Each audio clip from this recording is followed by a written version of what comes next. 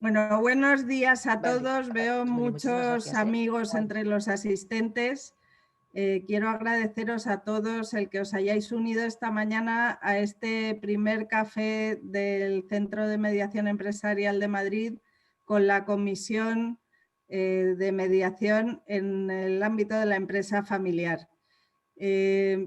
Como muchos de vosotros sabéis, veo, por ejemplo, a Javier Jiménez Ugarte y a Mercedes Tarrazón, que además son miembros del Pleno del CEMEM. Estamos procurando desde el Centro de Mediación Empresarial de Madrid dar un impulso decidido y visibilidad en el ámbito de la empresa a este medio adecuado de resolución de controversias, según la nueva terminología empleada en el anteproyecto de ley. Y ello porque, si bien es cierto que el centro se creó en 2014 y que se lanzó con mucha ilusión y con el convencimiento de que es una herramienta necesaria para las empresas, hasta 2019, digamos que el calado que había conseguido había sido pues bastante pequeño, en el sentido de que el año que mayor número de asuntos se habían llevado había sido tan solo 5. En 2020, para impulsar la actividad del centro, decidimos crear, además de iniciar otras acciones, comisiones consultivas que nos permitieran estar al tanto de las mejores prácticas en distintos ámbitos en mediación y además poniendo también la mirada afuera, porque al final, cuanto mejor conozcamos lo que son las prácticas en todas partes y qué es lo que está funcionando y lo incorporemos y podamos ofrecerlo a nuestros usuarios, pues seguro que podemos alcanzar mayores cotas de satisfacción para nuestros usuarios. Así, en 2020, de hecho, conseguimos llegar a los 26 asuntos, que no es un gran número, pero desde luego en comparación con el histórico sí que supone un incremento importante.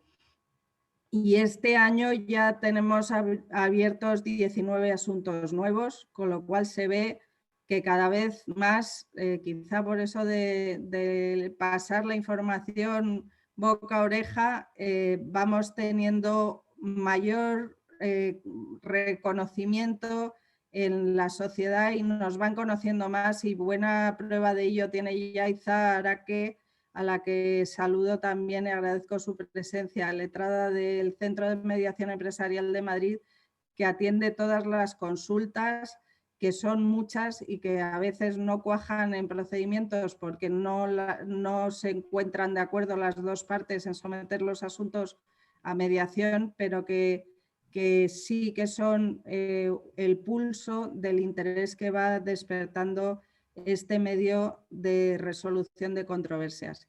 Y tenemos hoy a todos los miembros de la Comisión de Mediación en el ámbito de la empresa familiar, a quienes agradezco su dedicación y trabajo a este ámbito. Lo preside Ramón Peña. Ramón es abogado, mediador y árbitro y máster en asesoría jurídica de empresas por el Instituto de Empresa, y tengo la fortuna de conocerle bien porque es asociado senior del despacho del que soy yo socia directora. Ramón es un convencido de la utilidad de la mediación y de hecho se hizo un máster en 2013 que organizó el Colegio de Abogados cuando la formación era de un año completo, y ha seguido con ese interés por seguir formándose en este ámbito desde entonces y sin descanso. Nos acompaña también Mónica Corella, que es abogada, mediadora y máster en éticas aplicadas. Está especializada en mediación de conflictos en elementos relacionales, reputacionales y responsabilidad social corporativa. Es socia de Coway y desde allí está haciendo una labor extraordinaria en este ámbito de la mediación. A continuación, Pedro Alemán, doctor en Derecho, profesor de Derecho Mercantil, tanto en la Complutense como en el Instituto de Empresa. También, por supuesto, abogado y mediador reputadísimo, por cierto, y que le agradezco muchísimo que aceptara su incorporación a la comisión, como el resto de miembros, y que tiene una amplia experiencia en mediación en el sector audiovisual y del arte, con lo cual vamos viendo distintos ámbitos dentro de lo que es la mediación en el ámbito de empresa, que es el que más interesa al CEMEM. Y la cuarta, y no por ser la última a la que menciono, menos importante, también vocal de esta comisión, Inmaculada Humbert, a quien me une una amistad histórica. Inmaculada es, además de abogada y mediadora, licenciada en Filosofía y Letras. Se ve que sois todos gente con muchas inquietudes y que esas inquietudes son todas muy enriquecedoras para esta labor como mediadores. Inmaculada tiene una amplia presencia en distintas asociaciones y en comisiones, no solo en esta comisión consultiva, sino también en el Comité Ejecutivo de la Comisión de Mediación del Colegio de Abogados de Barcelona, y es miembro de la Corte Iberoamericana de Arbitraje y de Mediación de las Industrias Creativas. Y sin más, agradeciéndoos a todos los miembros de la comisión vuestro trabajo, como he dicho, y el que hayáis aceptado este desayuno para presentarnos vuestras conclusiones, paso la palabra a Ramón, que va a pilotar y moderar la sesión de hoy. Muchas gracias. Muchas gracias, Urquiola, por tus palabras, por tu presentación. Y sobre todo también muchas gracias a CEMEN por la oportunidad que nos brinda a la Comisión de Mediación y Empresa Familiar para realizar este evento y poder charlar con todos los asistentes, muchos amigos entre todos vosotros, sobre la guía que se ha publicado recientemente, que hemos elaborado en el seno de la Comisión. Explicarles como primera cuestión un poco el formato del evento. Lo que vamos a hacer es yo haré una breve introducción a modo de contexto, con una presentación. Después realizaremos un coloquio con los ponentes. Asimismo, Yaiza, a la cual también agradezco lógicamente su colaboración, nos irá formulando una serie de preguntas a modo de encuesta que podrán contestar a través del ordenador y finalmente, lógicamente, abriremos el debate a todos los asistentes para que puedan formular sus sugerencias, comentarios y, en su caso, formular sus dudas. Ya sin más, voy a compartir el documento.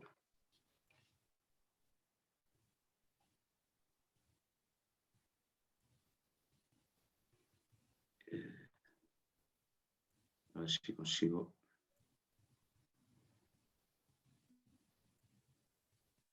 ¿Se ve? Sí.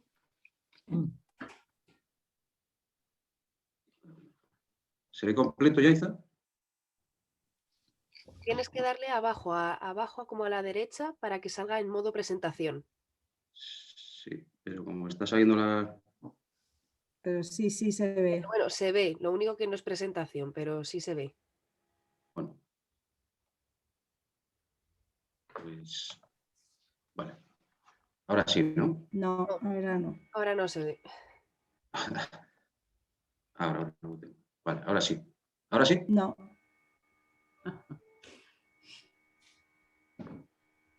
Disculpad por la...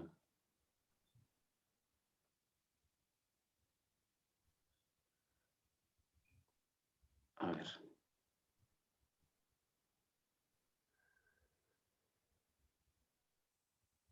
Vale, no se ve completo, ¿verdad? Pero ahora sí se ve, ¿verdad? Sí, sí se ve perfectamente. Vale, pues nada, pues lo voy pasando así y ya empezamos la presentación. Bueno, básicamente señalar que la justificación del evento pues es, lógicamente, dar publicidad a los documentos elaborados por la comisión consultiva, la guía que se ha elaborado. Como segundo objetivo, divulgar la mediación como herramienta muy potente para la resolución de conflictos en las empresas familiares. Y como tercer objetivo, pues, que las empresas familiares y los usuarios de Cámara de Madrid pues, conozcan la asistencia de CEMEN y en sus servicios y cuál es el valor añadido que presta o que puede prestar CEMEN a la hora de gestionar los conflictos y las mediaciones entre las partes. En cuanto al primer objetivo, pues como les decía, el leitmotiv del evento es dar conocimiento y publicidad a lo que es la guía que se ha elaborado sobre mediación en el ámbito de las empresas familiares.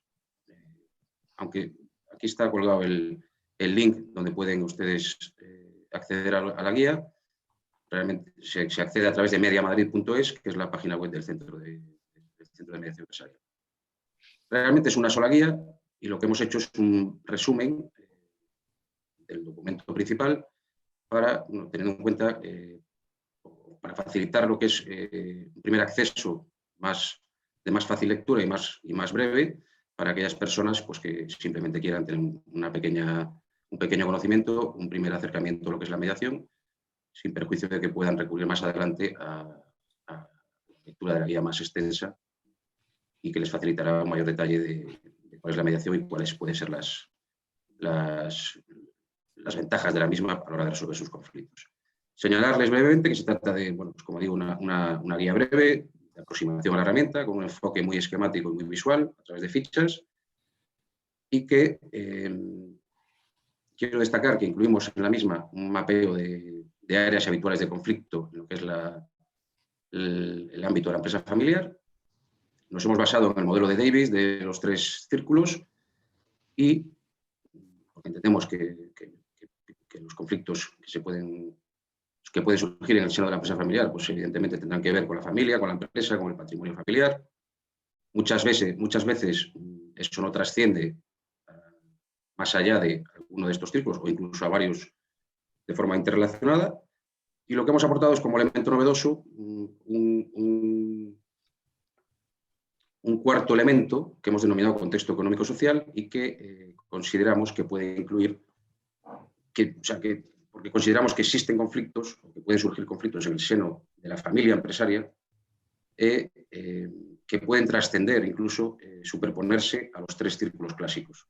Y por lo tanto entendíamos que era una forma de introducir un nuevo debate, un elemento novedoso en el modelo clásico y que, lógicamente, desde el seno de la comisión, pues lo que pretendemos es desarrollarlo y ver cuál es el alcance, ¿no?, que puede tener este elemento novedoso. Asimismo, referirles que hemos incluido una clasificación de ADRs, en los cuales incluimos la mediación, la conciliación, la negociación y, de alguna manera, hacemos una breve comparación con lo que es el arbitraje y la jurisdicción. Para serles sinceros, la gráfica, como pueden comprobar y cuando tengan el tiempo de leerlo con más detenimiento, pues verán que es muy promediación. Realmente esta gráfica y lo que es la guía se elaboró con anterioridad a que se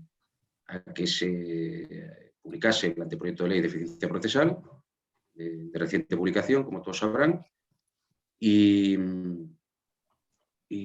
bueno, pues, lógicamente, como digo, cuando se hizo esta guía o este gráfico, pues la única herramienta que se preveía que cumpliría la función de ser el requisito de procedibilidad para acceder a la justicia, a la jurisdicción ordinaria, era la mediación. Lógicamente, el anteproyecto de ley cambia el panorama, abre la fórmula a todos los ADRs. Por lo tanto, pues entendemos que quizás debamos dar una revisión a esta gráfica. Por supuesto, desde el seno de la comisión estamos totalmente convencidos de que todos los ADR son perfectamente adecuados para la resolución de los conflictos, cada uno desde su ámbito, desde su lugar, y lo que hay que hacer es trabajar y debatir sobre ellos y para hacer una definición más clara de cuáles son sus elementos o sus características y sus ventajas o bondades para cada caso particular. De hecho, les invito a que se inscriban ustedes a un evento que celebraremos en el seno del Club Español del Arbitraje el día 9 de junio, en donde precisamente lo que se va a hacer es debatir sobre esta cuestión, ¿no? Y sobre intentar empezar a definir entre todos los profesionales pues, pues cuáles son las líneas que separan cada uno de los ADRs, que a día de hoy pues son líneas muy finas y muy difusas, ¿no? Pues, conviene que los profesionales empecemos a debatir sobre ello. En cuanto al segundo objetivo, como les decía, divulgar la mediación como herramienta muy potente, muy poderosa para las empresas familiares, señalar como primera cuestión que, lógicamente, los conflictos están en el ADN de las empresas y además es que, desde mi punto de vista o desde el punto de vista de la Comisión, son necesarios para el cambio, la mejora, la transformación. Pero, por otro lado, pues tienen la otra cara de la moneda, es que si esos conflictos no se gestionan adecuadamente, no se prevén adecuadamente, pueden ser la causa de la desaparición de muchas empresas familiares. De hecho, lo son. Pues, en particular, pues, la particularidad de la empresa familiar es que, digamos que se puede crear en el seno de la empresa familiar la tormenta perfecta. Es decir, nos vamos a encontrar conflictos intergeneracionales, conflictos entre las distintas estructuras de poder y gobierno, desde el ámbito de la familia, la oficina de familia, desde el ámbito de la empresa, la Junta de Accionistas, el Consejo de Administración y desde el ámbito del Family Office o la oficina de familia, donde, como digo, pues, se pueden ir generando conflictos que trasciendan a cualquiera de esas estructuras y que si no existen modelos de gestión de esos conflictos profesionalizados y que sean breves, que sean con un coste emocional y económico y de tiempo muy breve, pues lógicamente pueden acabar forzando la desaparición de la empresa. En la empresa familiar, además, pues normalmente se confluyen los bandos, las coaliciones entre ramas familiares, entre grupos de familia, grupos de intereses, los accionistas que no son familia y los accionistas que son familia, los consejeros independientes, en fin. Existen una serie de intereses comunes, distintos y opuestos que lo que provocan normalmente es la tormenta perfecta, ¿no?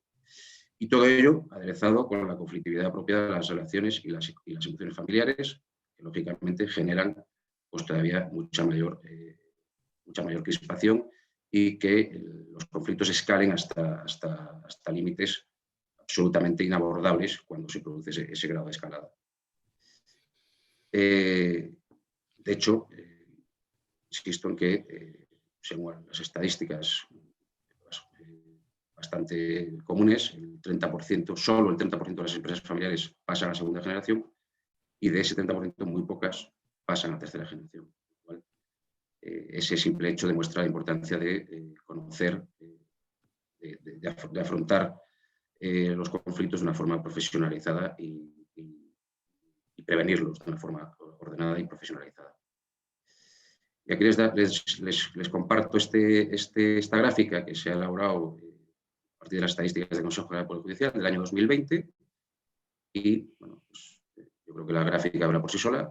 Estamos hablando de que para que lo vean un procedimiento civil firme tras un recurso de casación, en su caso, estaríamos hablando de 4 años y una ejecución, para ejecutar esa sentencia firme, pues nos encontraríamos con prácticamente otros 3-4 años. Estamos hablando de 7 años en los cuales que una empresa familiar no se puede permitir que estén en el aire decisiones sobre internacionalización, sobre la sucesión, sobre inversiones, sobre acceso de accionistas que no sean familia. En fin, hay decisiones que, lógicamente, en cualquier empresa, pero en la empresa familiar, por sus particularidades y peculiaridades, no se puede permitir que estén en el aire decisiones durante un plazo de tiempo tan elevado. Y por adelantarles brevemente algunas de las cuestiones sobre las que van a hablar los ponentes, sobre las que van a debatir, pues, ¿qué aporta la mediación realmente a la empresa familiar? Pues prevención, gestión y solución profesional de los conflictos. Yo remarco el tema de la prevención porque soy un convencido de que si la empresa familiar es capaz de prevenir y de gestionar sus estructuras de poder y de gobierno adecuadamente, pues muchos de los conflictos no surgirán o no llegarán a escalar al grado de lo que lo hacen habitualmente. La mediación tiene en cuenta las emociones, como hemos dicho anteriormente, los intereses y las necesidades. Lógicamente, en un juzgado todo eso no se valora y lo que se valora es cuál es la solución que nos da la ley a unos determinados hechos, pero no lo que ha motivado los comportamientos o las decisiones. Y, lógicamente, en las empresas familiares muchas decisiones tienen que ver con las emociones, con los sentimientos y con lo que de verdad la familia necesita. Lógicamente, la mediación preserva las relaciones personales, profesionales y comerciales. Al llegar a acuerdos de forma voluntaria, pues las relaciones no se dañan tanto como se pueden dañar en un juzgado. Y como consecuencia de que se ha conseguido llegar a acuerdos de forma ajena a que pudiese decidir un tercero, pues lógicamente los acuerdos se cumplen de forma con ratios de cumplimiento mucho más elevados. El coste temporal de conflicto, en comparación con lo que hemos visto en la gráfica anterior, no tiene absolutamente nada que ver. Una mediación, de ello nos hablará Mónica más adelante, pero vamos, una mediación puede tener una duración de un día a un mes o 2 meses, pero no más. Es decir, si hay posibilidades de que se solucione el conflicto, no trascenderá ese plazo. Y el coste económico, lógicamente, es mucho menor. Y ya, por ir terminando, en cuanto al tercer objetivo que les había señalado, que las empresas familiares y los usuarios de la Cámara de Madrid conozcan la asistencia de CEMEC y sus servicios, bueno, indicarles únicamente que el centro de mediación depende de la Cámara de Comercio de Madrid, que recientemente se ha aprobado un reglamento moderno, adaptado a los conflictos en la empresa y, por lo tanto, también en la empresa familiar, que tiene unas magníficas instalaciones que comparte con la Corte de Arbitraje, que existe una comisión de designación de mediadores que analiza cada caso y propone la designación de los mediadores más idóneos.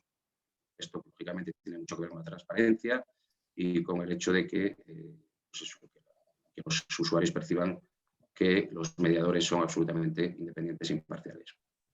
Y la Secretaría de CEMEN, que presta un apoyo y colaboración total y permanente a los mediadores, a las partes y a los representantes de estas. Bueno, los mediadores, lógicamente, son todos profesionales con dilatada experiencia profesional en el campo de la abogacía y en la resolución de conflictos. Y se designan atendiendo a su experiencia en el campo o en la materia que sea objeto de conflicto. En definitiva, en CEMEN hablan el mismo idioma que las empresas y se tienen en cuenta las particularidades de cada situación conflictual. Ya pues, he terminado la presentación.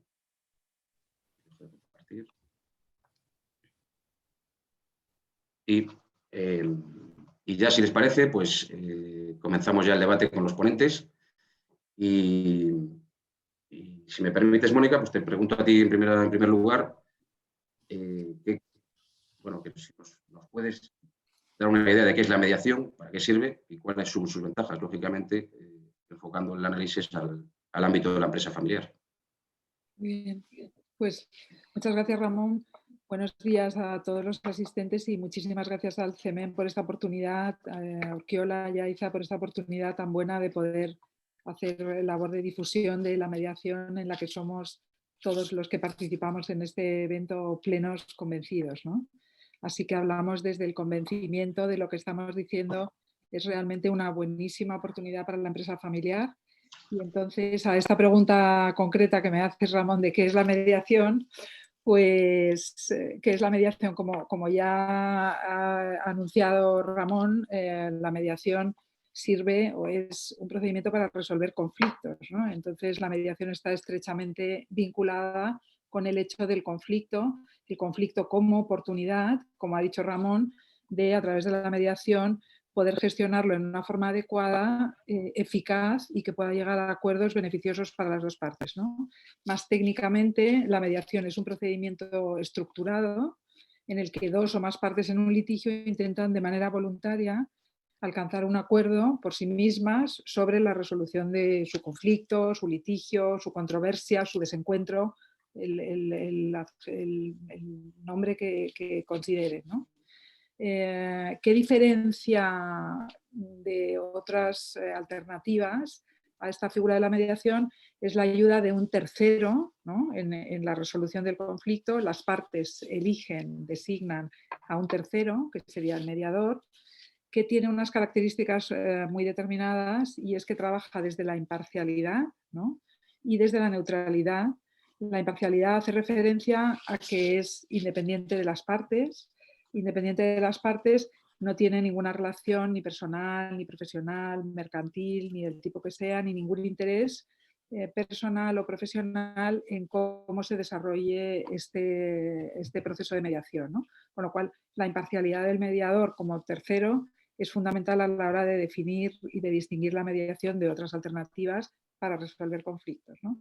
Y otra de las características del mediador es la neutralidad, que tiene que ver con el proceso, ¿no? Es neutral en cuanto a cómo debe resolverse el proceso, puede ofrecer alternativas, puede ofrecer su conocimiento, pero las partes son las protagonistas del proceso, ejercen su plena autonomía y son las que tienen que decidir y tomar las decisiones necesarias para resolver su conflicto, eso sí, con la ayuda del tercero neutral mediador, ¿no? En relación con, en esta definición están los principios fundamentales de la mediación, de los que ya he hablado. Me gustaría poner el acento en uno, que es la voluntariedad, ¿no? Es un elemento esencial en la mediación, que las partes acuden a la mediación de manera voluntaria, lo cual diferencia esta figura de otras, como puede ser el procedimiento judicial, por ejemplo, y esta voluntariedad que tiene que prestarse, esta declaración de voluntad al comienzo del procedimiento, tiene que sostenerse y mantenerse a lo largo de todo el proceso, y en cualquier momento del proceso las partes, si no están conformes con la marcha del proceso, con sus intereses, con el motivo que consideren más adecuado, pueden dejar el proceso, ¿no? Es decir, el iniciar un proceso de mediación no vincula, no obliga a continuar el proceso de mediación, como sí puede ser en otras figuras de resolución de conflictos, ¿no? Esto da a la mediación una grandísima flexibilidad, una grandísima confianza, ¿no? El espacio de confianza a través de la voluntariedad es muy importante, el que se genera en mediación, y es una pieza clave para que la mediación pueda ser eficaz, ¿no? Una mediación obligatoria nunca podría ser eficaz, es completamente incompatible. Incluso en un contexto judicial, que a veces sucede, ¿no? Que puede llevarse a cabo una mediación intrajudicial, dentro de un proceso puede hacerse un paréntesis, y en este caso podría parecer la mediación obligatoria, pero lo cierto es que nunca puede ser obligatoria. Puede ser obligatorio acudir a la primera sesión, pero nunca las partes pueden estar obligadas a participar en mediación, ¿vale? Así que este elemento de voluntariedad es fundamental. La confidencialidad del proceso es otro de los elementos claves. Confidencialidad de todo lo que las conversaciones que tienen lugar dentro del proceso de mediación y toda la documentación que se intercambia dentro del proceso de mediación. Esta confidencialidad es un elemento fundamental también para generar la confianza dentro del proceso. Sin confidencialidad la mediación no podría ser una herramienta eficaz, y lo que favorece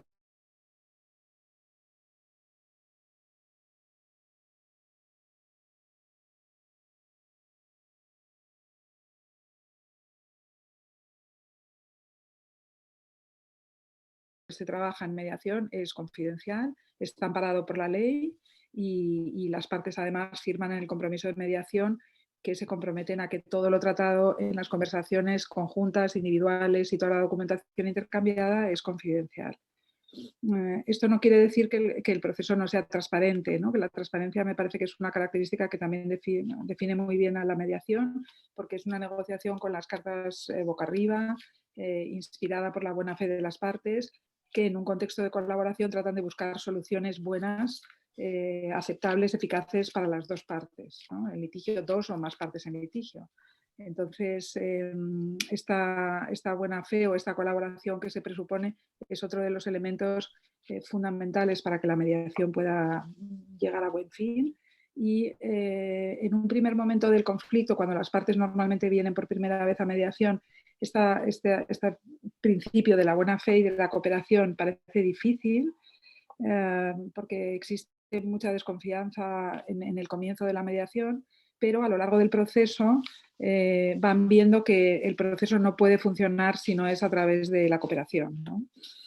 Luego, otras características que me parece como que podemos reseñar de la mediación tiene que ver con la flexibilidad. Como ha comentado Ramón, tiene una estructura muy flexible, muy ágil, que permite adaptarse a las necesidades de las empresas, a la velocidad de la toma de decisiones que exige el momento actual, y a los procesos de agilidad que tanto se están incorporando en el seno de las organizaciones. La mediación es una herramienta también de agilidad en la resolución de conflictos, plenamente compatible con la marcha del hacer de las empresas en este siglo XXI, ¿no?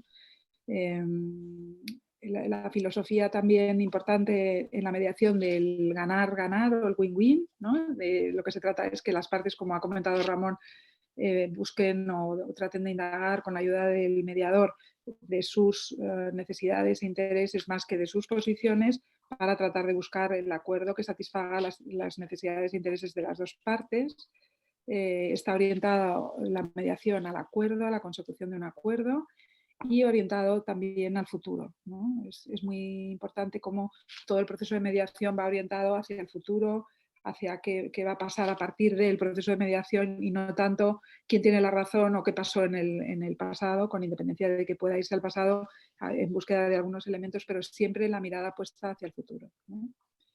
Y no sé cómo voy de tiempo, porque me pongo a hablar y tal vez de esas 3 preguntas que me has hecho, a lo mejor ya me he comido todo el tiempo, pero bueno, ¿para qué sirve? Creo que ya ha quedado claro que es para resolver de manera eficaz los conflictos. En el ámbito empresarial, los ámbitos de aplicación son múltiples, que luego lo comentará Pedro, realmente en todo tipo de empresas, de cualquier dimensión, sean pequeñas, medianas, grandes, en un ámbito nacional, internacional, multinacional, y en todos los sectores de actividad. La mediación no ha nacido para un sector determinado, ni para otro, ni para un ámbito o un estilo de organización. Es una herramienta completamente versátil que sirve para todas las organizaciones, ¿no? Y sin ninguna duda para la empresa familiar, por todos los motivos que ha comentado Ramón. Y bueno, en relación a las ventajas, y de manera completamente telegráfica para no tomar mucho más tiempo, el control sobre el proceso es un elemento fundamental que tienen las empresas para poder, hay en determinados ámbitos, como por ejemplo el procedimiento judicial, en el que hay una gran pérdida de control, ¿no? Tú comienzas el procedimiento judicial y nunca sabes cómo va a terminar. En la mediación tienes un control sobre la marcha del procedimiento, qué decisiones quieres tomar, porque nunca cedes tu autonomía, ¿no? Siempre como parte tienes tu autonomía en la toma de decisiones, con lo cual tienes un control sobre el proceso, es voluntario y en cualquier momento puedes continuar adelante si los acuerdos son los que tú quieres tomar, y si no son los que tú quieres tomar, puedes parar el procedimiento judicial sin pérdida de autonomía, ¿no?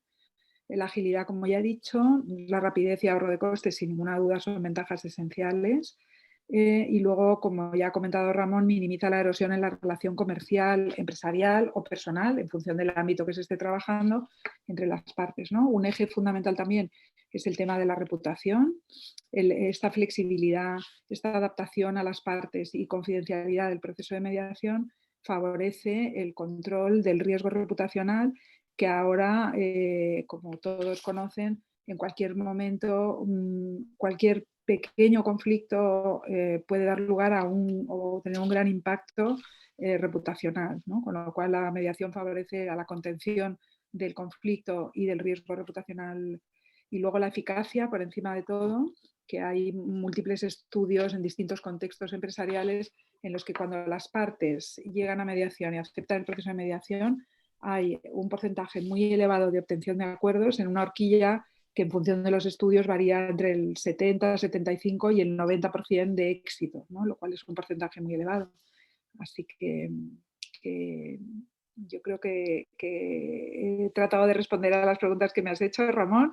No sé si se ha quedado algo que hay que comentar. Bueno, no, muchas gracias, Mónica. Yo creo que ha quedado bastante claro, y en todo caso, como tendremos ocasión de seguir debatiendo, pues puedes luego introducir alguna aclaración o apunte extra. Lo que, bueno, quería preguntarle a Pedro, porque Pedro, Mónica ha sido muy clara, la mediación es un procedimiento que lo que sirve es para resolución de conflictos. Entonces, creo que una pregunta necesaria es qué tipo de conflictos se pueden producir en el seno de la empresa familiar y que pueden ser resueltos a través de la mediación.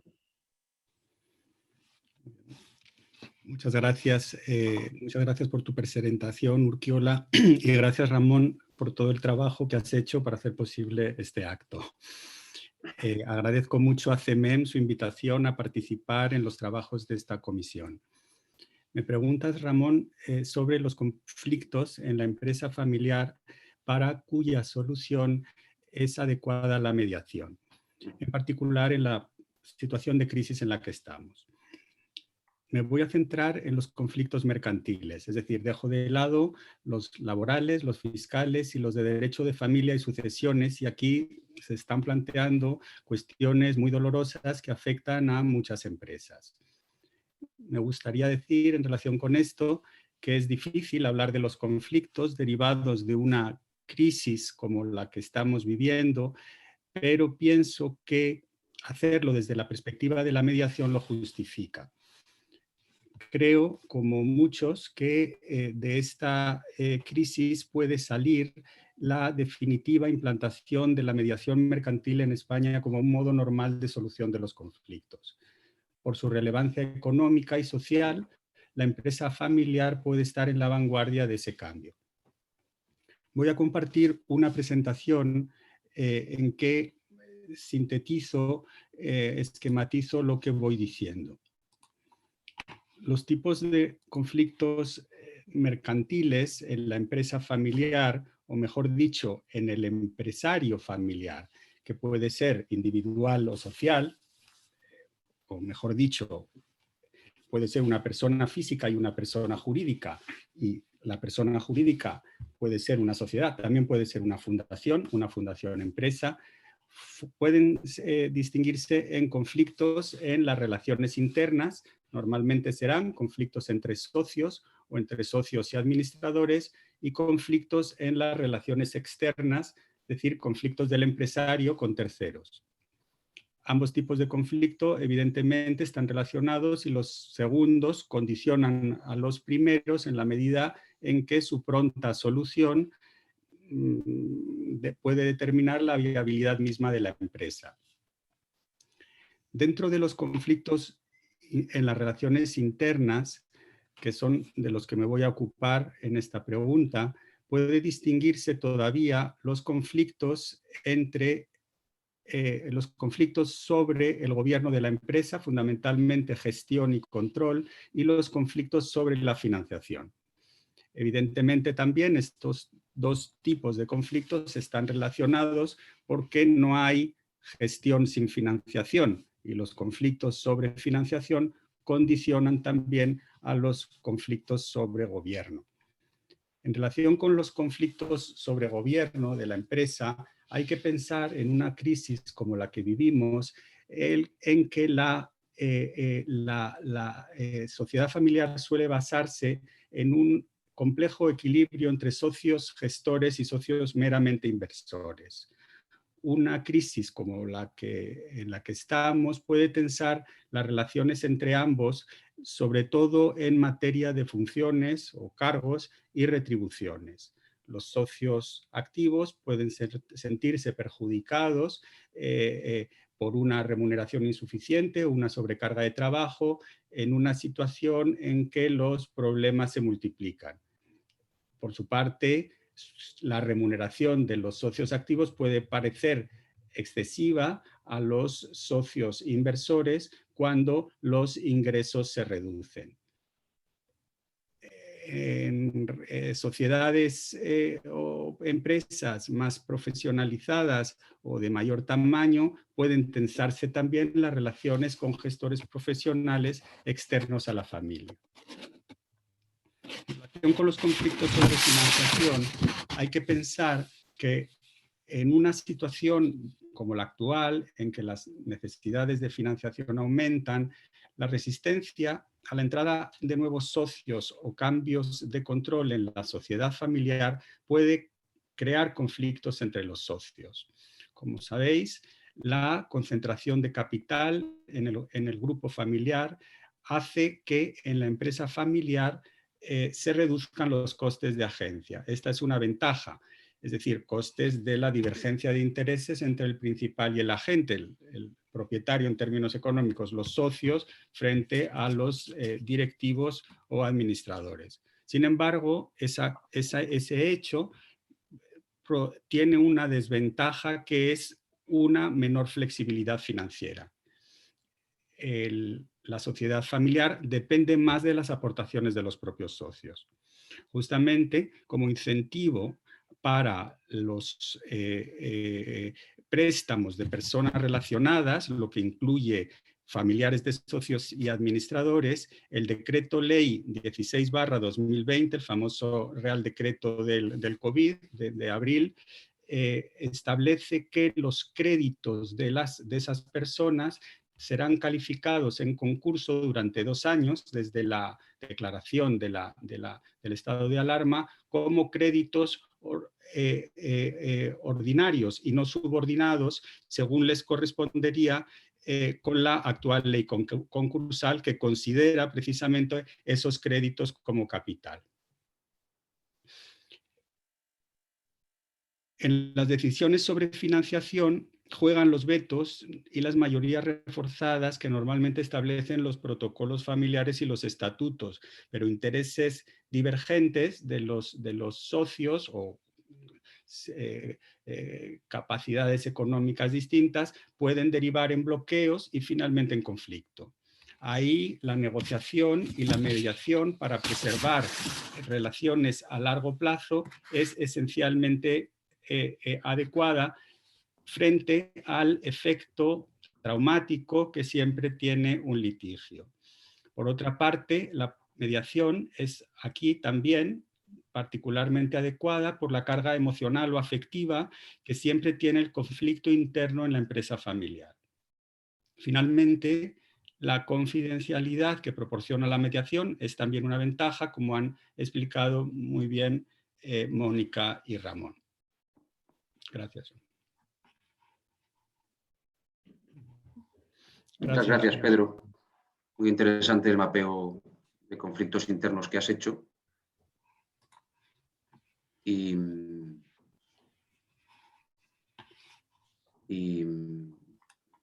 me gustaría preguntarte a ti, Maura, en relación con la mediación, si la mediación excluye, la existencia del mediador excluye que intervengan los abogados de parte, que normalmente son aquellos que gestionan los conflictos, asesorando o representando a las partes. ¿Qué opinas al respecto? Bueno, ante todo quiero agradecer a CEMEN por la oportunidad de poder participar. Más se te oye muy bajito. ¿Ahora?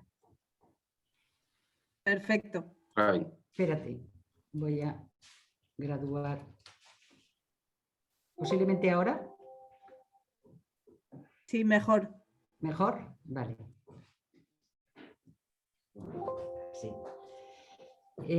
No, que quería agradecer a CEMEN por la oportunidad de poder participar en la charla de esta mañana. Y bueno, yo voy a un poco intentando contestar a la pregunta que me ha hecho Ramón en si realmente la mediación excluye al abogado, pues decir que para nada, todo lo contrario. Es verdad que la intervención del abogado, de la figura del abogado en las mediaciones no es obligatoria de momento, pero sí que es muy recomendable. Es más, yo creo que tiene un papel esencial, importantísimo en cualquier proceso de mediación. Es verdad que hay mediaciones, como por ejemplo como en el ámbito de familia, que se hacen mediaciones sin los abogados de las partes. Esto yo personalmente intento en ese tipo de mediación que siempre vengan los abogados, porque creo que, como ahora diré, tienen un papel importantísimo. Yo siempre me pregunto qué quieren, y centrándome un poco más en las mediaciones tipo mercantiles, ¿qué es lo que quieren las empresas, ¿no? Y las empresas lo que buscan son garantías en todo, ¿no?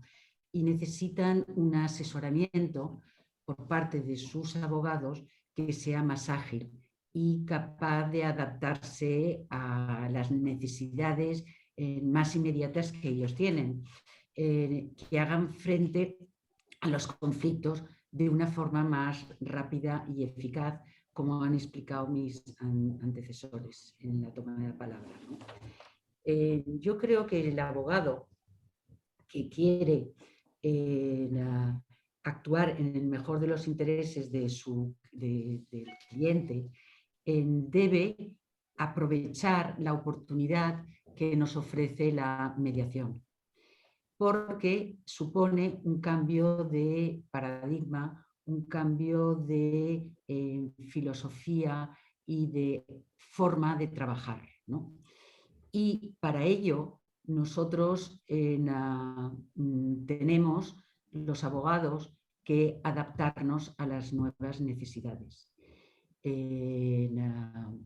Yo creo que el abogado tiene muchas habilidades muy útiles para la mediación, ya tan solo por el hecho de haber tenido la formación que hemos tenido hasta ahora. Pero aún así, como hemos estado acostumbrados a ser abogados en los procedimientos judiciales, pues tenemos una actitud de adversario, que es el que tenemos un adversario delante o tenemos una actitud de confrontación. Eso se necesita un cambio.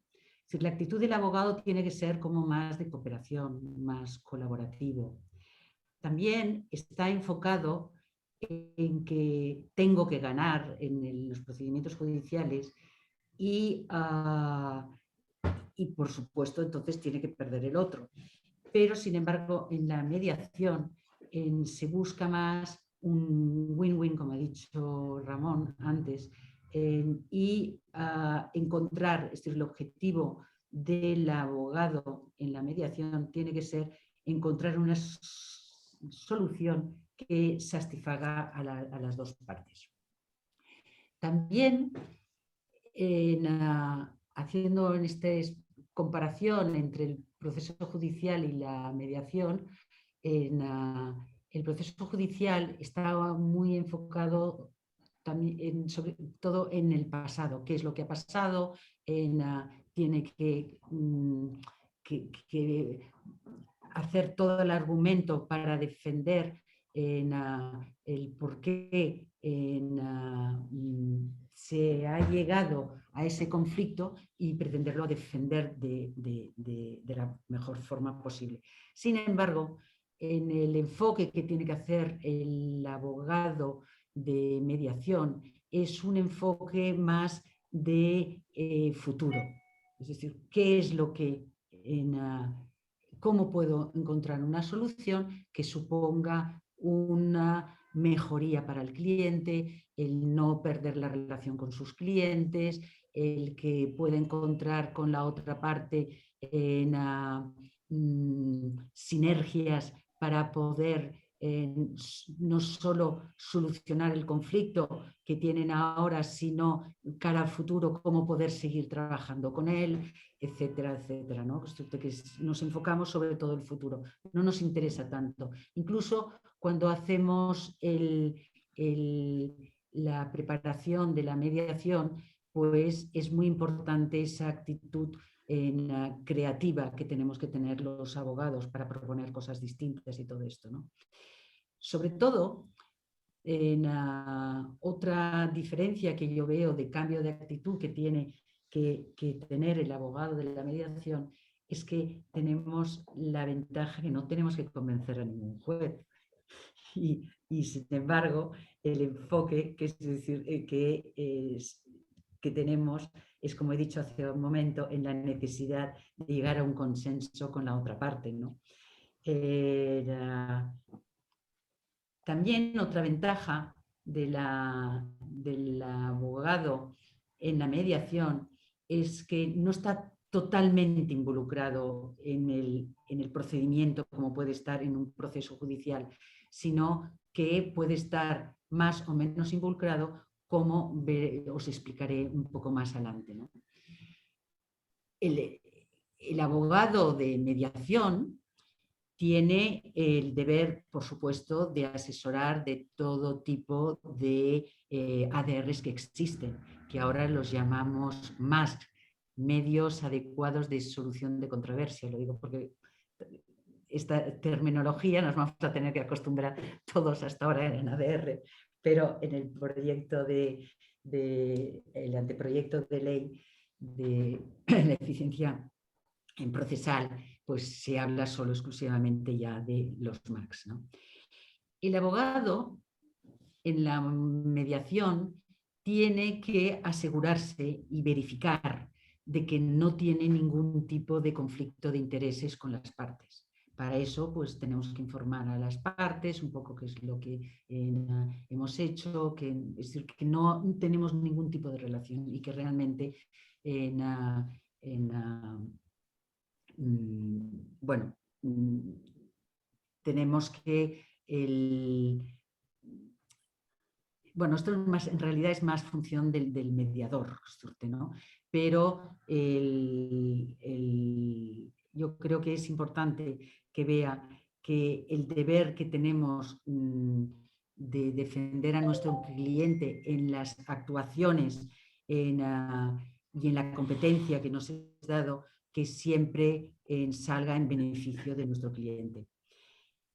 Tenemos el abogado que cumplir las normas profesionales y las que se puedan aprobar por ley, pero también tenemos que ayudar un poco al mediador, porque el mediador, una de las cosas que hace, que es de alguna forma el director de la mediación, tenemos que ayudarle a que las normas que él pone de cómo llevar el procedimiento, pues que nuestros clientes lo cumplan, ¿no? El que, por ejemplo, no interrumpamos, el que no faltemos el respeto, que demos el tiempo al otro para que acabe de expresar sus intereses, etcétera, ¿no? Y de ahí hay las distintas funciones que estoy en función de cómo esté implicado el abogado en la mediación.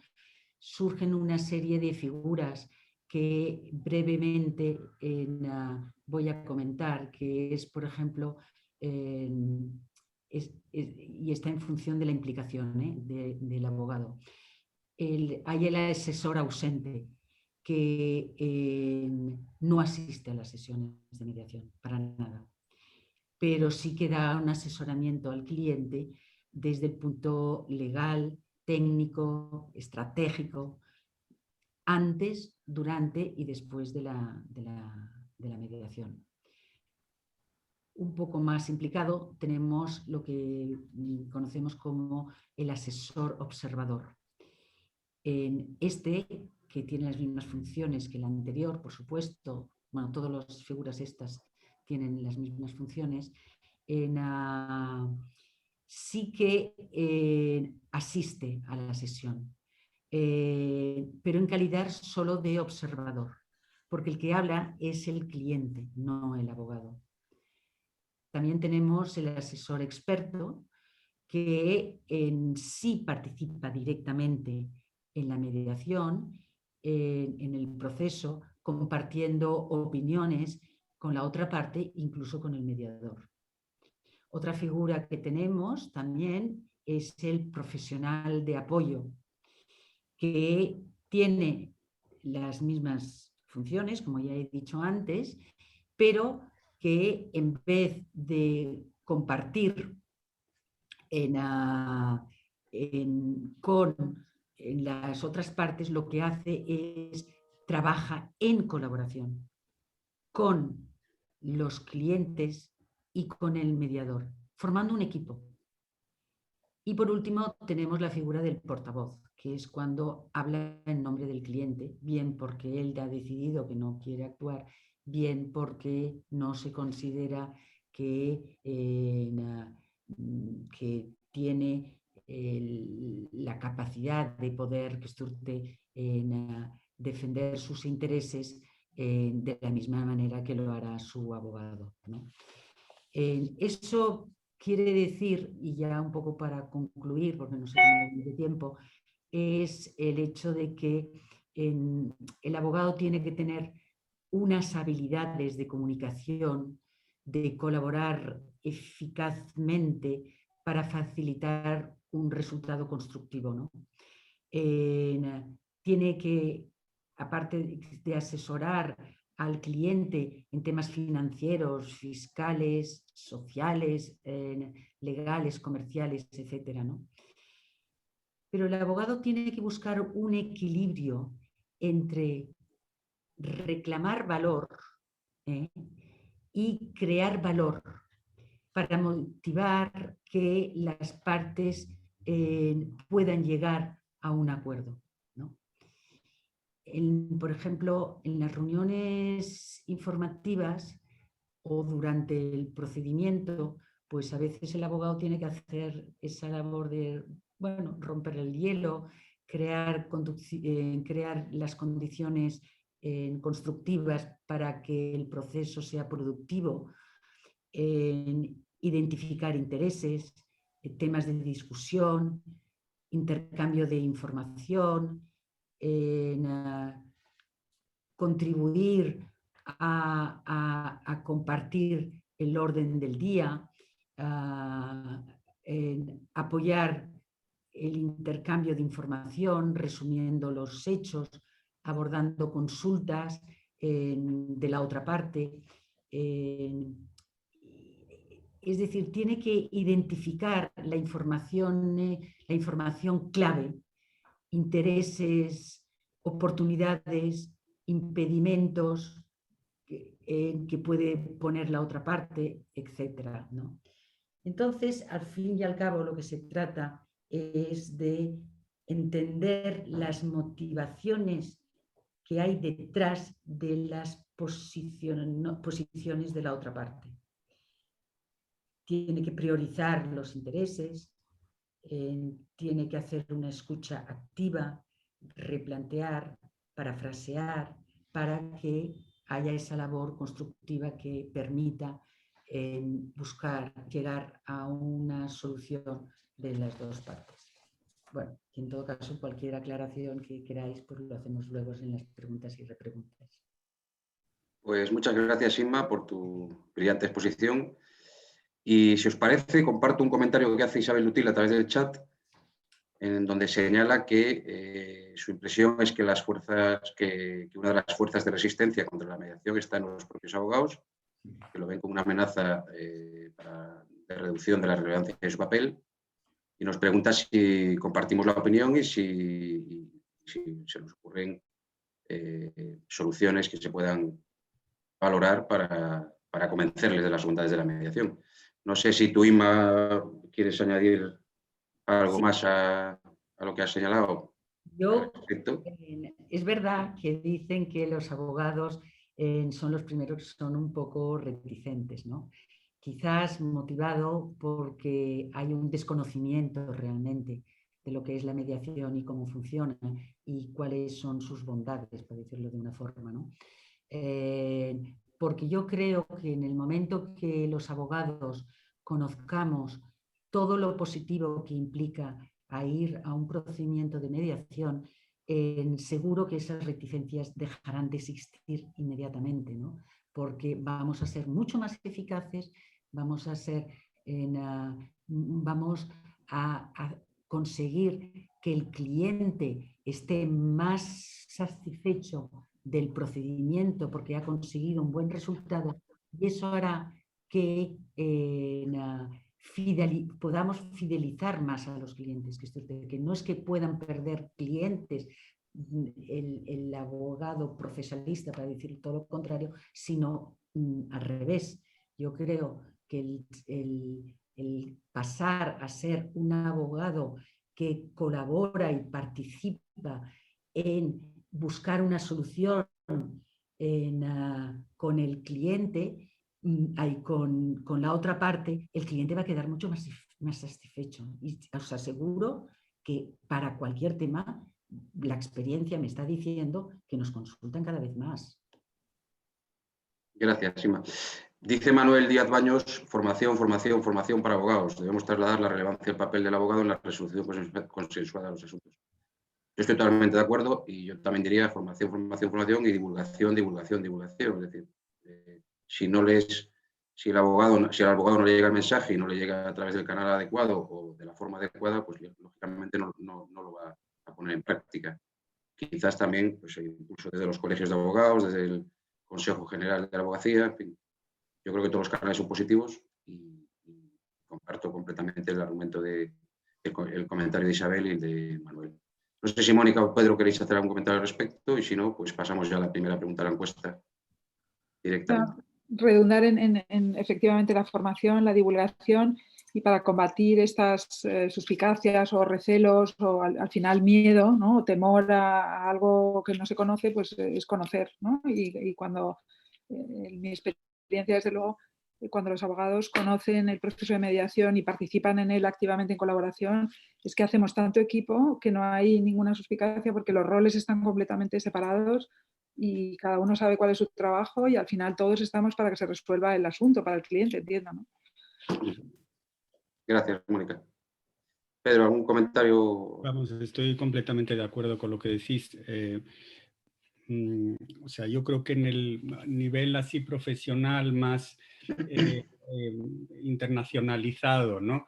No creo que suceda eso, ¿no? Es decir, hay un conocimiento suficiente y bueno, pues hay un uso de los distintos medios de solución de los conflictos de acuerdo con pues su adecuación al caso concreto, ¿no? Hay casos, evidentemente, que, vamos, nos hemos encontrado, ¿no? De situaciones en que era evidente la necesidad de la mediación y que el abogado no ha colaborado. O sea, eso nos ha pasado, ¿no? Y la hemos propuesto y nos ha dicho que no, pero no es lo más frecuente. Y yo lo que veo ahí, más que un no sé, incumplimiento de deberes deontológicos, ¿no? De asesoramiento correcto al cliente, es efectivamente un desconocimiento y en muchas ocasiones un exceso de celo en la defensa del cliente, ¿no? Por ese desconocimiento, una sobreprotección del cliente, ¿no? Para no dejarle expuesto a esa cosa desconocida, ¿no? Y que el abogado deja de controlar, ¿no? Gracias, Pedro. Muy interesante el comentario sobre el ámbito internacional de la cuestión y la verdad que me ha parecido original y para dar una pensada. Bueno, pues si te parece, Yaeza, pasamos la primera pregunta de la encuesta. Vale. Y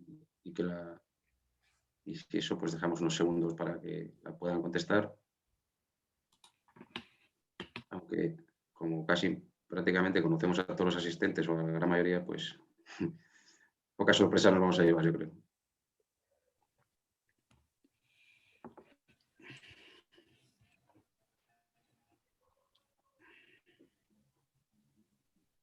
Y si os parece, pues ya un poco por cambiar un poco de tema y si os ruego concreción a los ponentes para que lleguemos a tiempo de...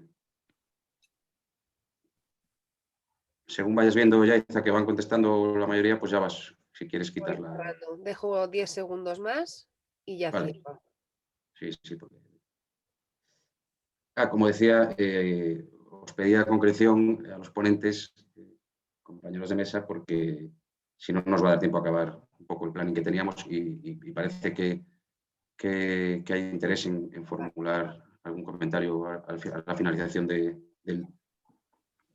vuestras intervenciones y si tenemos tiempo, pues es más enriquecedor el evento, ¿no?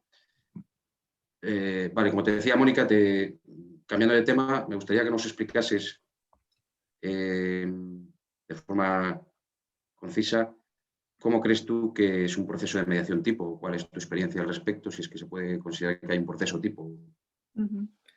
Muy bien, pues gracias, Ramón.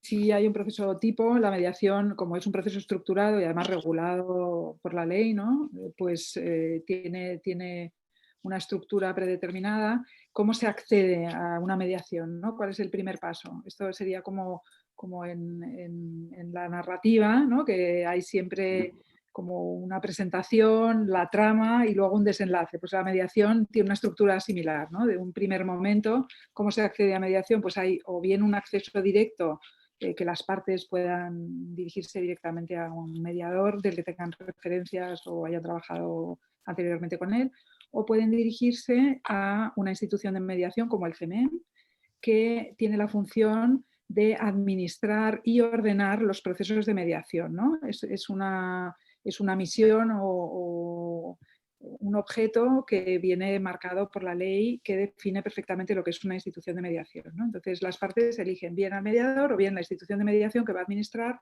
la designación de mediador, ¿no?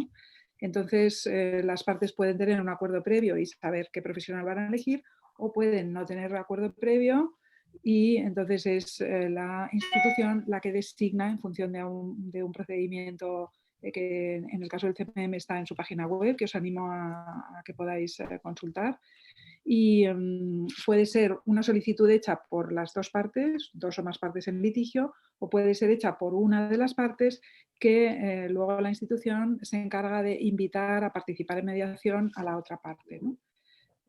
Puede haber también una derivación contractual, ¿no? O sea, las partes pueden también acudir a mediación porque tienen un contrato en el que previamente hay alguna cláusula en el que los conflictos deben dirimirse a través de la mediación previamente a cualquier otra actuación, o podría haber también, digamos, en el ámbito teórico, bueno, y práctico, una derivación judicial, ¿no? Estas serían como las tres formas de acceder a un proceso de mediación. Las fases del proceso de mediación están, como digo, muy predeterminadas, desde una fase inicial de primeros contactos, de fase informativa y formal de constitución del proceso de mediación, una fase de mediación en la que ya se producen las entrevistas para el diálogo, intercambio de posiciones, intercambio de intereses, negociación, identificación de los temas y tratar de buscar opciones y alternativas para resolverlo, y una fase de finalización ya con deseablemente la obtención de un acuerdo, la suscripción del mismo y ya en su caso elevación a público si fuera preciso. Esto es de manera esquemática lo que es un proceso de mediación. Muchas gracias, Mónica. Pedro, me gustaría preguntarte un poco que acabes el esquema que nos planteabas en tu primera intervención y que ahora nos facilites un detalle tan exhaustivo como el que nos facilitaste sobre los conflictos externos con terceros, como lo has indicado. Muy bien. Muchas gracias. Bueno, en las relaciones externas es de donde viene la mayor presión, sobre todo en una situación como la actual, evidentemente. La crisis global que ha supuesto el COVID-19 ha afectado de dos modos principales a los contratos vigentes. En primer lugar, como un supuesto de fuerza mayor y en segundo lugar, como el presupuesto de aplicación de la cláusula llamada rebus sic stantibus. Como supuesto de fuerza mayor, puede determinar y justificar el incumplimiento contractual y, por tanto, exonerar de la obligación de indemnizar. Aquí hay una serie de situaciones como son el incumplimiento defectuoso, el incumplimiento parcial o el incumplimiento definitivo. En todo caso, el deudor, que quiere hacer valer la fuerza mayor tiene obligación de cumplir en la medida de lo posible y el acreedor facilitar ese cumplimiento. Y ahí se abre un espacio para la negociación de buena fe. Del mismo modo, en el caso de la aplicación de la rebus sic stantibus, por excesiva onerosidad de los contratos, hay que negociar de buena fe para ajustar el contrato a la nueva situación. Por tanto, en esos dos casos hay obligación de negociar y, por tanto, también la conveniencia de considerar al menos la mediación como forma de negociación asistida. Me interesa destacar que el principio de pacta sunt servanda, los contratos deben ser cumplidos en sus términos, sigue vigente. El presupuesto de aplicación de la fuerza mayor o de la rebus sic stantibus debe interpretarse restrictivamente.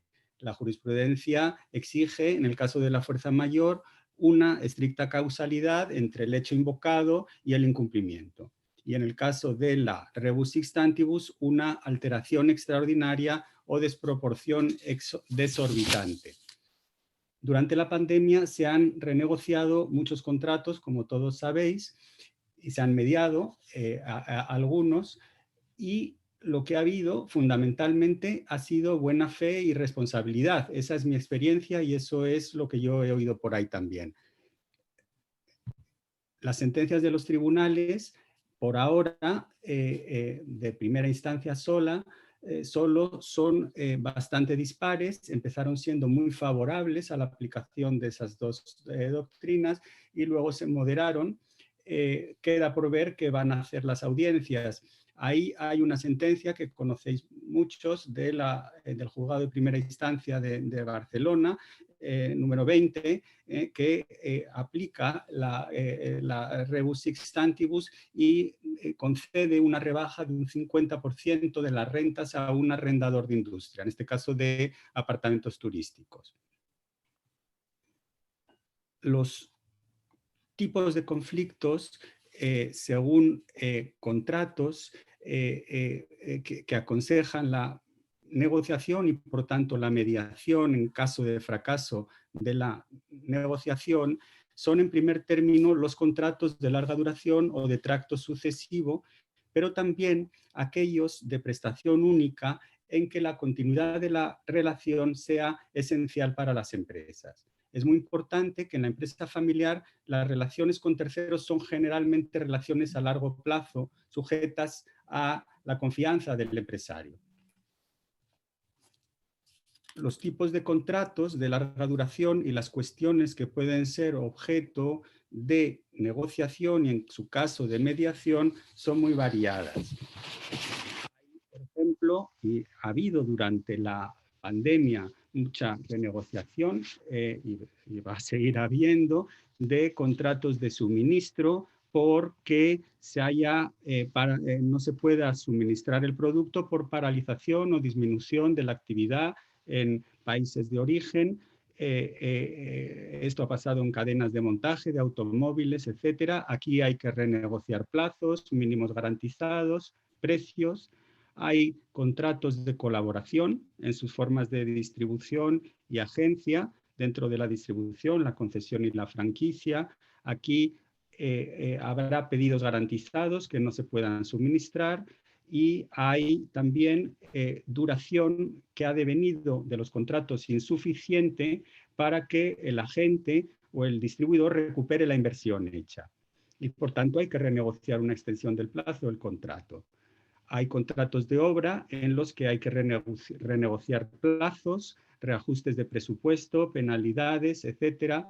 Contratos de servicios devenidos de imposible cumplimiento por razón de la pandemia, en que hay que renegociar plazos, remuneraciones, contratos de financiación, en que la disminución de los ingresos determina incumplimientos parciales o definitivos, en que hay que renegociar refinanciaciones, aplazamientos, nuevas garantías, etcétera.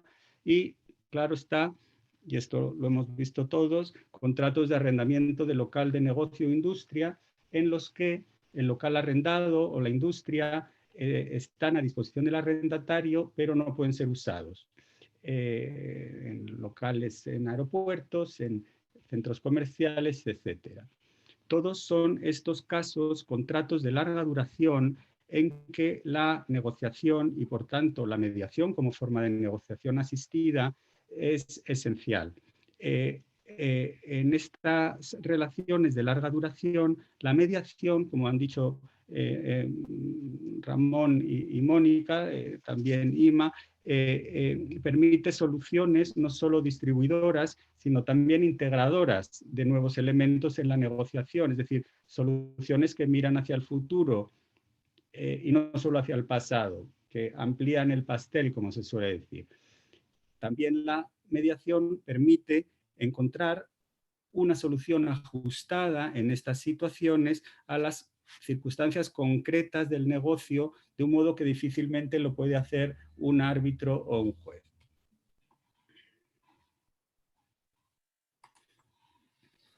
Muchas gracias, Pedro. de nuevo, un análisis muy exhaustivo sobre la conflictividad con terceros y también el aporte práctico que realizas en cuanto a la pandemia, o a las consecuencias de la pandemia en todo el abanico contractual, ¿no?, de las empresas.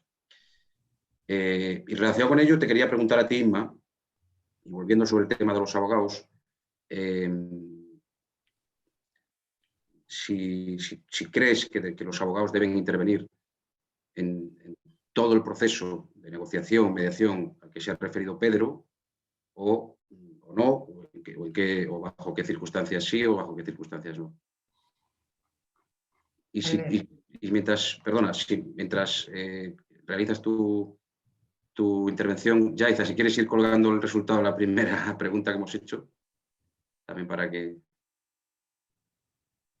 bueno, pues la verdad que amplia mayoría de abogados mediadores y bueno, pues tenemos algún empresario que también es importante resaltarlo porque al final, pues aunque el evento está siendo grabado y se colgará en la web y será de acceso a todos aquellos empresarios que tengan interés, pues bueno, ahondando en lo dicho sobre la necesidad de divulgar y dar conocimiento de la mediación entre los profesionales, pues bienvenidos seáis todos los abogados y esperemos que esto contribuya a que seáis más favorables a la mediación. No sé si tenéis algún comentario sobre esto. Y si no, pues ya la cierras, Yaiza, y... Tenemos que llegar más a los empresarios. Sí. Un 6% es poco. Sí. Pero bueno, esperemos que se grabe y, o sea, que la grabación tenga accesos a través de la web y bueno, a ver si lo conseguimos. Bueno, el momento que ellos sepan, los empresarios se vayan dando cuenta de lo útil que es la mediación, iremos llegando a ellos. Sobre todo cuando lo prueban una vez, ya quieren repetir. Exacto. La experiencia nos dice, ¿no? Bueno, yo intentando contestar a tu pregunta... A poder ser con concreción, Inma, que vamos ya justitos de tiempo. Sí, voy a ser muy breve. A ver, la obligación, como ya he dicho, de la intervención del abogado no es obligatorio, ¿no? Pero sí, como he dicho antes, es muy recomendable, ¿no? Por ejemplo, obviamente, para todo lo que es la primera parte de decidir si se va a mediación o no, de entrada un abogado pues tiene que ver si hay un contrato de larga duración o pues cualquier contrato mercantil, pues tiene que ver si hay una cláusula de mediación, si se tiene que aplicar o no, hay que hacer un análisis del conflicto para ver si se propone a la otra parte o no ir a mediación. El abogado también tiene que hacer la función de elegir la institución que debe designar el mediador o nombrar uno o más mediadores para esa mediación. En toda la fase previa a la mediación de documentación y todo esto, obviamente tiene que estudiar la documentación, tiene que haber reuniones, llamadas, estrategias a seguir, hay que hacer una preparación, un estudio de los temas que se tienen que tratar, hacer una cronología, con lo cual ahí sí que es importante el papel del abogado. Posiblemente, si vamos adelantando ya que se decide ir a la mediación, hay la sesión previa informativa, ahí sí que creo que no es necesario, sobre todo si el abogado conoce lo que es la mediación, no hace falta que vaya el abogado, porque se trata de que el mediador vaya a explicar al cliente lo que es una mediación, y el abogado pues ya no tiene ningún sentido el que vaya, ¿no?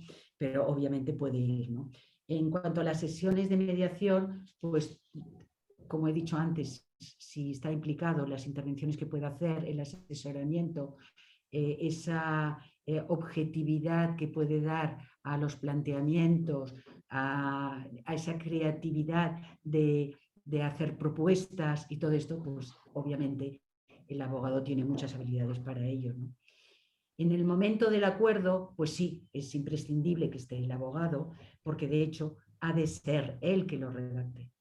Porque incluso en aquellas mediaciones que no participan los abogados, el mediador pide a las partes que acudan a sus abogados para informarse y asegurarse de que esos acuerdos pues, están en conformidad con la ley, ¿no?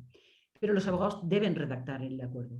Si se ha llegado a un acuerdo, deben ser ellos que lo redacten. Mejor ellos que el mediador, ¿no?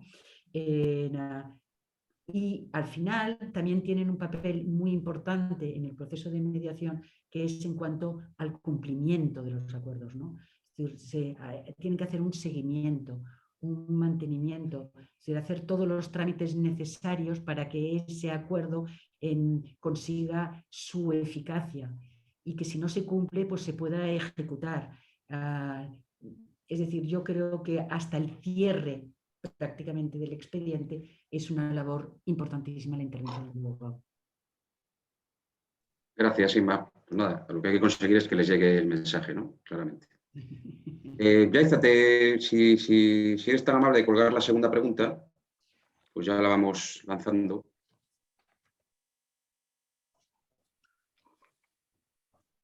Y a ver qué nos vais contestando, que nos van contestando los asistentes.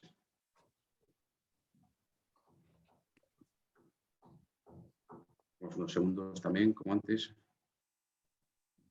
Y en todo caso, ya voy anticipándote, Mónica, que te quería preguntar sobre algo que ha salido repetidamente a lo largo de la sesión del día de hoy, que es el tema de la estimación de tiempos y costes del proceso de la mediación. Entonces, bueno, ¿qué opinas al respecto y cómo se refleja en la práctica, en el día a día de la mediación, esa ventaja a la que nos estamos refiriendo todos? Pues gracias, Ramón. Y efectivamente, como hemos comentado todos, ¿no? Al final lo que ofrece la mediación es este ahorro en tiempo y en costes, y en qué se aterriza, en qué se materializa el ahorro en tiempos. Bueno, la referencia a la ley hace una referencia genérica a que debe realizarse la mediación en el mínimo de tiempo y sesiones posible, ¿no? Lo cual es muy genérico. ¿Y esto qué quiere decir? En la práctica, ese mínimo de tiempo y sesiones depende mucho del tipo de conflicto. Como ha comentado Inma, la etapa preparatoria es tal vez donde es decisivo invertir más tiempo para enfocar muy bien el asunto, y luego ya las sesiones de mediación pueden prolongarse. Realmente es difícil dar concretamente, pero a lo mejor puede hacerse si está muy bien preparado en 2 días en una semana, por ejemplo, en una jornada completa, o en dos jornadas en una semana, o vamos a suponer que otro tipo de conflicto necesita espacio entre las distintas sesiones, y a lo mejor podríamos estar hablando pues, de un mes y medio como máximo, yo creo, en este tipo de mediación empresarial. Por lo que se refiere a los costes, pues la referencia legal también es que se dividirá, o sea, la ley solo dice que se dividirá entre las partes, salvo que las partes pacten lo contrario. Y en el CEMEM, me voy a referir al CEMEM como institución de mediación, tiene la página web que nuevamente os animo a consultar, los honorarios profesionales que tiene como institución administradora de la mediación, y las horquillas de honorarios de los profesionales de la mediación que intervienen en el proceso, que están en función del número de horas y en función de la cuantía del asunto. Y normalmente suele ser habitual pedir una provisión de fondos. Y bueno, como conclusión o como resumen, realmente es siempre muchísimo más económico que ir a un procedimiento judicial, ¿no? Porque con independencia de que efectivamente tiene un coste la mediación, lógicamente es la intervención de profesionales cualificados y un proceso sofisticado, pero con independencia de ese coste, al final en tiempo, en relación, en reputación, en eficacia, en agilidad, etcétera, es sin ninguna duda muy, muy recomendable. Y esto. Gracias. Gracias, Mónica. Relacionado con el tema de los costes, Inma, me gustaría preguntarte si además de la intervención de los abogados, que nos ha quedado claro que es necesaria y fundamental para asistir a las partes, ¿crees que es posible que en la mediación intervengan otros profesionales, principalmente peritos o expertos independientes, ¿no?, que puedan dar asistencia también al mediador y a las partes. Sí, absolutamente. La mediación, como todos los ADRs, es multidisciplinar. Hay un tema que yo utilizo mucho trabajando, que es, por ejemplo, la comediación. Cuando me viene una mediación de que es muy compleja y con un conflicto muy técnico y todo esto, pues puedo estar pidiendo a otro mediador arquitecto que haga la comediación conmigo, ¿no?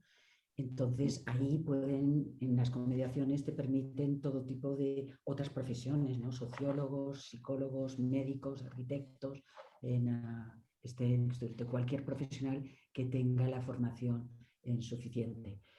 Por otro lado, es verdad que la existencia, tú me hablabas de peritos, por supuesto, y además cada vez se pide más la intervención de los peritos porque un perito, a diferencia del mediador normal, tiene la facultad de poder opinar sobre el asunto, ¿no? Su función consiste básicamente no solo en facilitar la comunicación y estructurar el proceso para que las partes puedan llegar a un acuerdo, sino que pueden dar su opinión experta e imparcial, ¿no? La prueba pericial se ha convertido una de las más importantes, no solo en los procesos judiciales, sino también en los procesos extrajudicial de conflictos, como puede ser la mediación, ¿no? La figura del perito o el informe del perito puede ser aportado en la mediación en cualquier momento, ¿no? Y es más, incluso el mediador, si las partes no han pedido un informe pericial, puede sugerir o intentar que se avengan las partes para que designen un perito que ayude a dirimir el conflicto, ¿no? De las diferentes pruebas periciales que existen, la más usada en los procesos de mediación son las relacionadas en la determinación del valor económico de un determinado bien, por ejemplo, ¿no? Y incluso se puede apelar a un perito incluso después de haber llegado al acuerdo, porque posiblemente las partes han decidido que en la ejecución del acuerdo en la ejecución del acuerdo esté vinculada muy estrechamente a la cuantificación económica que puede llevar a cabo un perito experto, ¿no? Así que de esta forma está muy claro, en el caso del perito, que la prueba pericial civil como la mercantil puede tener un gran protagonismo dentro del proceso de mediación. Gracias, Inma. De hecho, hay algunos comentarios en el chat sobre el particular de la comediación que has comentado y en referencia a la posibilidad de que intervengan mediadores como comediadores, psicólogos y digamos que derivado de la cantidad de conflictos emocionales y sentimientos que confluyen en la empresa familiar. Entonces, bueno, evidentemente yo creo que, desde luego, por mi parte estoy totalmente de acuerdo con el apunte de que efectivamente la comediación puede ser necesaria, puede ser un valor añadido que se aporta al proceso y supongo que estarás de acuerdo, Inma, con el comentario. Absolutamente, absolutamente. Yo creo que además es mucho más constructivo y más divertido en hacer una mediación, o se disfruta más comediando, ¿no? Porque 4 ojos ven más que 2 y a veces pues tienes que estar muy atento con la escucha activa de lo que están diciendo las partes y bueno, y un comediador pues también ayuda al otro mediador a ver cosas que igual se nos pasan, ¿no? Yo, desde luego, mi experiencia en comediación también es totalmente positiva. Coincido contigo plenamente en el diagnóstico. Mónica, me consta que tú, en vuestro despacho de mediación, tenéis psicólogos, ¿no? Compañeros, o sea, imagino que harás mucha comediación con psicólogos. Mucha, sí. De hecho, el modelo fundamental con el que trabajo habitualmente es el de comediación. Porque en mediación organizacional, en todo lo que tiene que ver con organizaciones, el análisis de la estructura, de la dinámica de los sistemas es fundamental y con tantas partes y es un modelo mucho más creativo, complementario, que aporta muchísimo valor y además también como forma de diálogo. Desde el primer momento estás escenificando una diferencia clara con otras modalidades de resolución de conflictos, ¿no? De tal manera que hay 2 personas que entre ellas hablan, que a veces se hacen preguntas, que tienen un modelo, ayudan mucho en la comunicación también a modelar la comunicación de la mesa, ¿no? Cuando hay mucha tensión. Bueno, creo que tiene múltiples ventajas y de hecho tiene tantas, para mi forma de ver la mediación, que es la que suelo practicar habitualmente. Bueno, nos daría para otro evento, ¿no? Pero bueno, yo creo que debemos continuar con el guión que teníamos. Entonces, Yaiza, ¿nos puedes dar la respuesta a la segunda pregunta que se formuló? La estadística que ha salido.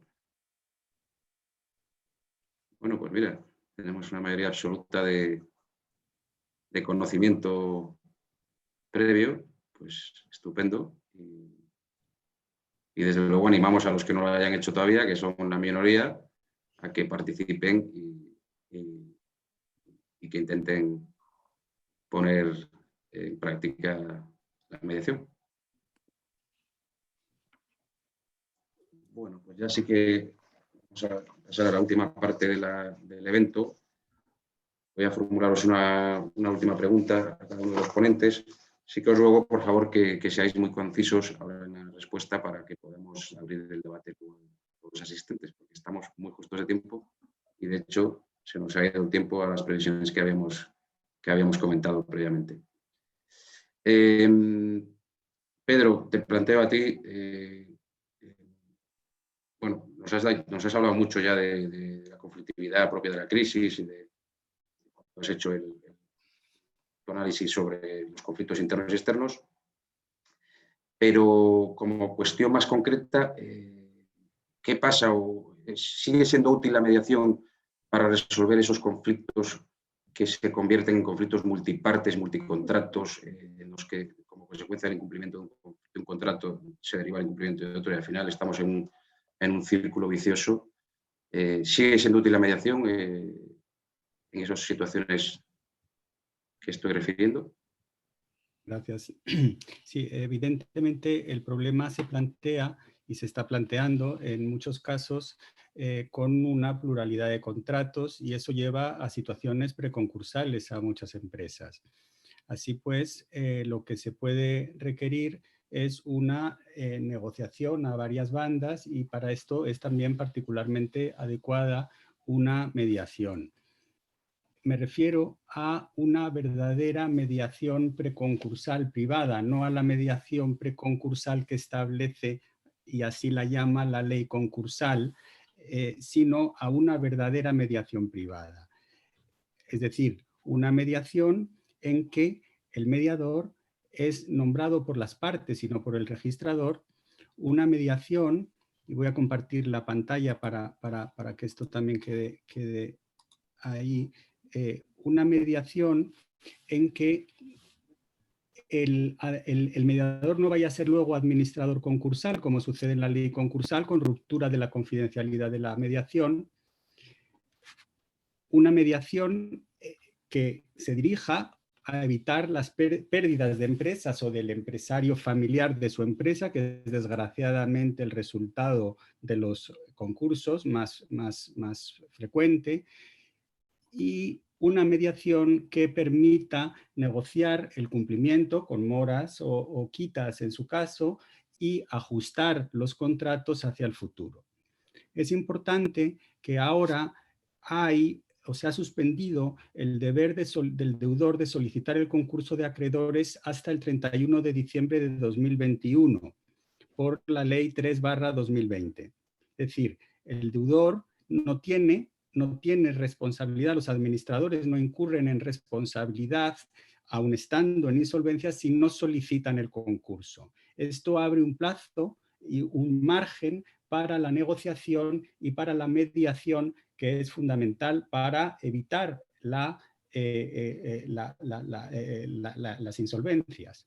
Lo decisivo en este momento es hacer posible la continuidad de las empresas y alejar el riesgo de insolvencia. Y para eso es esencial una salida negociada de los conflictos. He terminado. Pues muchas gracias, Pedro, nuevamente por tu claridad y concreción. Mónica, rápidamente, porque has hablado antes del acuerdo, de la fórmula, cómo llegan las partes al acuerdo, y la pregunta que te hago es, ¿qué pasa con ese acuerdo? ¿Cuáles son sus consecuencias jurídicas? ¿Su fuerza vinculante? Muy bien, pues gracias, Ramón. El proceso de mediación puede terminar con acuerdo, sin acuerdo. Vamos a poner en la pregunta que me estás haciendo qué pasa cuando terminamos con un acuerdo que puede ser total o también puede ser un acuerdo parcial sobre algunos de los aspectos que se hayan planteado. Y en cualquier caso, el acuerdo firmado entre las partes junto con el acta final de mediación que firma también el mediador puede ser elevado a público y tiene fuerza ejecutiva para las partes. También en el supuesto de mediación intrajudicial, ese acuerdo alcanzado por las partes tendría la correspondiente convalidación judicial e incorporación a una sentencia. Así que esos serían como los dos contextos, ¿no? En el contexto extrajudicial tiene fuerza ejecutiva cuando es elevado a público y en el contexto intrajudicial se convierte en una sentencia que convalida el acuerdo. No sé si me he dejado. No, estupendo. Muchas gracias, Mónica. Sí, perfecto que haya sido concisa. Y ya terminamos, Inma. Si nos puedes dar dos pinceladas sobre las cláusulas escalonadas. Pues sí, a ver, yo quiero decir básicamente que es muy importante. Lo más breve posible, perdona, Inma, porque vamos ya... Voy a ser muy breve. Gracias, disculpa por... Yo lo que recomiendo es que cuando el abogado esté redactando un contrato ponga cláusulas de mediación y cláusulas escalonadas que pueden ser mixtas, que es de mediación, arbitraje, mediación, etcétera, etcétera. Y lo digo porque por lo siguiente, porque el tener una cláusula escalonada nos permite mantener el conflicto bajo el control de las partes. Nos permite también bifurcar el procedimiento, separando los diversos tipos de conflictos que pueden confluir. Nos garantiza la agilidad y celeridad en la tramitación. Contribuye sobre todo a elevar el nivel de satisfacción en comparación de la vía judicial, por ejemplo, ¿no? Pero bueno, yo recomiendo, y de hecho es una forma de impulsar la mediación, es que se pongan estas cláusulas escalonadas en la mediación. En los contratos, digo. Gracias, Inma. Pues muchísimas gracias a todos, porque en principio no tenemos tiempo para más. Daría para mucho más todo lo que estamos comentando y pues temas que se han quedado sin la posibilidad de comentarlos. Pero bueno, como ha dicho Urquiola, le tomamos la palabra e intentaremos seguir avanzando desde el seno de la comisión y organizar nuevos eventos. Me gustaría, si queréis, abrir el debate a todos los asistentes y de hecho, Javier había planteado el interés en Javier Jiménez Duarte, en formular alguna pregunta al respecto del anteproyecto de ley de eficiencia procesal. Por lo tanto, Javier, si lo consideras oportuno, tenemos tiempo para que hagamos alguna... Pues si se me oye, Sí, muchísimas estupendamente. gracias. Primero, desde luego, felicitar, porque tanto a los que lo habéis organizado, Urquiola, a ti como moderador, que has estado impecable, y sobre todo unos ponentes de grandísima calidad. Pocas veces he visto yo un webinario, que lo llamáis, o conversatorio, que dirían los peruanos, tan armónico y luego con la brevedad, la concisión y el sentido práctico de todas las intervenciones. O sea, verdaderamente ejemplar. Y a Ramón, pues desde luego lo has llevado y un equipo admirable. Yo era un comentario, porque en el fondo no creo que haya mucho tiempo, pero no oculto que sigo preocupado porque veo, como yo soy del 8%, o sea, soy de los que no he ejercido de mediador y estoy todavía en la fase de formación, diría, y por eso escucho con tanto interés. Pero hay un enorme interés por un anteproyecto de ley que, como todos sabemos, es el tercer anteproyecto de ley, el primero del ministro Catalá, el segundo lo asumió la ministra Delgado, que era el mismo que el ministro Catalá, de impulso de la mediación. Y ahora ha venido este tercero, que con una denominación larga y prolija, después de haber el segundo, que también era una denominación. Entonces veo que hay un interés enorme por mediadores y por abogados, por todos, para que esto salga adelante. Y veo, en cambio, ya con los años que tengo, pues una lentitud y una indecisión en la que hay, por un lado, que se han hecho las cosas quizás en un orden contrario, después de haber aprobado un texto del anteproyecto de ley, se habían olvidado de hacer la consulta pública, la han hecho, y entonces ahora hay dos posiciones. Que resumo, yo he escuchado al ministro decir que para antes del verano el anteproyecto sería remitido a las Cortes.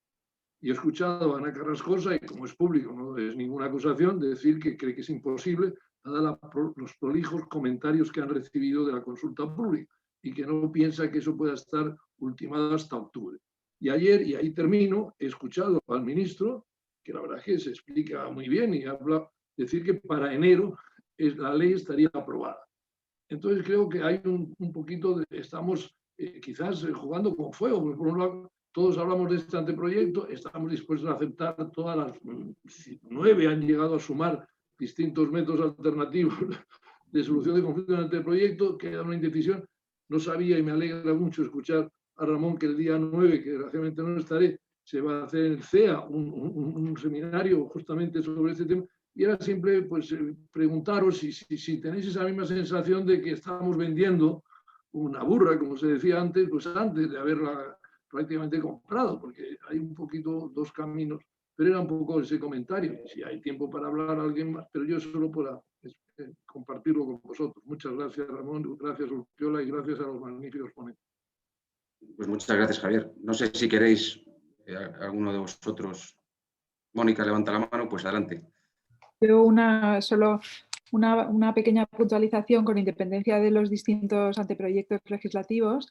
Lo que es una realidad es la legislación, o sea, la legislación, la ley del año 2012 que regula la mediación, la trayectoria internacional en el ámbito comunitario y en el ámbito internacional de la mediación como una realidad que existe desde un punto de vista institucional, legal, en la mayoría de los países de nuestro entorno, y desde ahí veo realidad.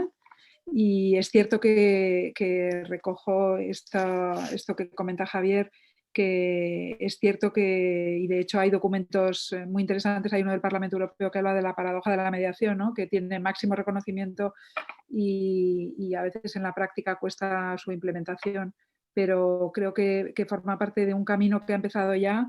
Es posible que sea enero, que sea dentro de 3 años, que sea con esta forma o con otra, pero creo que la mediación es una realidad que es muy compatible con la sociedad en la que estamos viviendo y que sin duda yo creo que tendrá un futuro de realidad sin duda. Gracias, Mónica. Muchas gracias. Sí, vamos, coincido plenamente. Efectivamente hay una realidad que está ahí, que es la realidad cultural y que bueno, en nuestro ámbito la mediación es algo que está todavía naciendo. Y por otro lado está la realidad legislativa, la realidad del legislador que quiere implantar algo que a veces choca, y por eso la paradoja que decía Mónica. Pero bueno, que tarde o temprano esto tendrá que que establecerse de forma definitiva y nos lo van a poner, o sea que tendremos que ir adaptándonos a ello, yo creo, con el tiempo. No sé si hay alguna otra intervención y si no ya le doy la palabra a Urquiola para que... Pues muchísimas gracias a todos los ponentes y muchísimas gracias a todos los que habéis participado en esta sesión. Creo que ha sido una sesión que en cierta medida estaba muy enfocada a empresa y que creo que es muy útil a efecto también de poderlo tener dentro de nuestra página web y que siga accesible para quienes se acerquen a esa plataforma. Entre el público hay, como hemos podido comprobar, mucho mediadores de hecho de referencia como Mercedes Tarrazón. A todos millones de gracias por vuestras aportaciones. Se quedan temas en el tintero.